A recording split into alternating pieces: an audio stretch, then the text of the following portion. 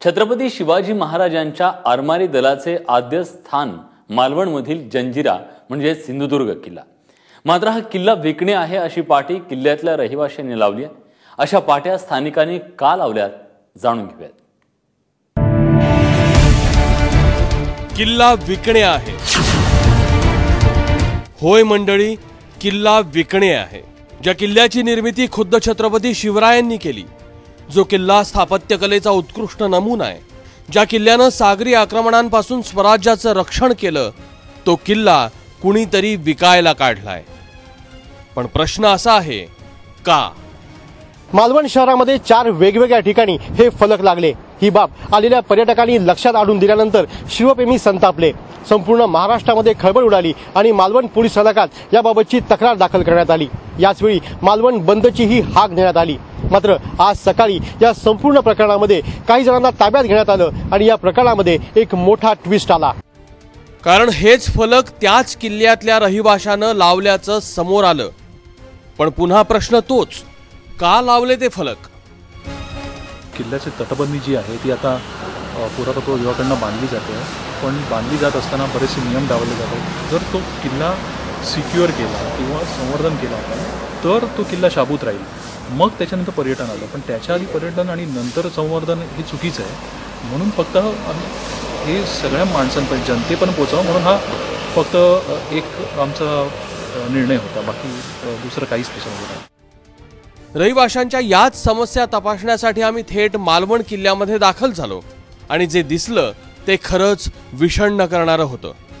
अनेक बुरुज ढासळलेले, पायऱ्या निखळलेल्या, शिवरायांचं एकमेव मंदिर असलेल्या शिवराजेश्वर मंदिरालाही गळती लागलेली आहे। मंदिराच्या भिंतीचे पोपडे उडालेत, ना रंगरंगोटी ना डागडुजी।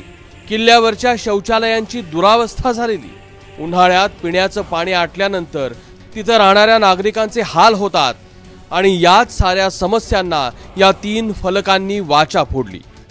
निषेध करण्यासाठी अनेक पर्याय असतात, आपल्याकडे चर्चा करू शकतो, त्याला वाटलं तर ते उपोषणाला बसू शकतात। पण अशा तऱ्हेने महाराजांचा आणि ऐतिहासिक वास्तूंचा वापर करणं निषेधासाठी हे संपूर्णपणे चुकीचं आहे आणि त्यामुळेच या सर्व शिवसैनिकांमध्ये संतापाची लाट पसरलेली आहे। किल्ल्याला 350 वर्ष झाल्याच्या निमित्तानं गेल्या वर्षी जंगी उत्सव झाला। मंत्री संत्री आले, सांस्कृतिक कार्यक्रम झाले, जल्लोष झाला, पण झाला नाही तो किल्ल्याला जागता ठेवणाऱ्या रहिवाशांचा विकास। पुरातत्व विभाग आणि राज्य सरकार यांच्या कात्रीमध्ये अडकलेला हा किल्ला आहे।